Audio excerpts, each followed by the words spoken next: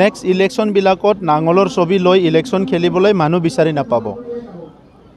Candidate বিচাৰি মানুহ application দিয়ে, হাগ্ৰামা মহিলাৰী ডাঙৰে উল্টা মানে তেখেতে মানে আবেদন কৰিব লাগিব যে কোনোবা BPFত আহি পেলাই নাঙলৰ ছবি লৈ ইলেকশ্যন খেলক বুলি, তেনেকৈ তেখেতেহে আবেদন জনাব লাগিব, তেনেকুৱা দিন আছে। ইয়াৰ কাৰণে কিন্তু আমি দায়ী নহয়। 17 বছৰ দীঘলীয়া এটা 17 বছৰ 3বাৰকৈ ভোট দি জিকোৱা এটা চৰকাৰ, সেই সময়ত ইমানখিনি মৰম BTR অঞ্চলৰ ৰাইজে দিছে, এই মৰমটো তেখেতে বুজি নাপালে।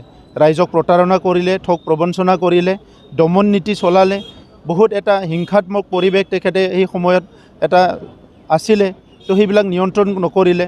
চ' এই গোটেই কথাটো লৈ পেলাই মাটি বাৰীৰ অধিকাৰ নিদিলে, একো নিদিলে। এই গোটেই কথাটো লৈ পেলাই BTR অঞ্চলৰ ৰাইজে আজিৰ সময়ত যদি আমি ক'বলৈ যাওঁ, কোনো মানুহে তেখেতক ভোট দিবলৈ মন নাই, তেখেতৰ নাঙলৰ ছবিত ভোট দিবলৈ মন নাই। এজন দুজন থাকিব যিসকলক তেখেতৰ লগত মানে খোৱা লোৱা উঠা বহা আছে, তাৰ বাহিৰে বাকী পাব্লিক হিচাপে যদি চাবলৈ যায় কোনো ভোট দিবলৈ BPFত এতিয়া ৰেডি নহ'ব। এইটো আপোনালোকে চাই থাকিব।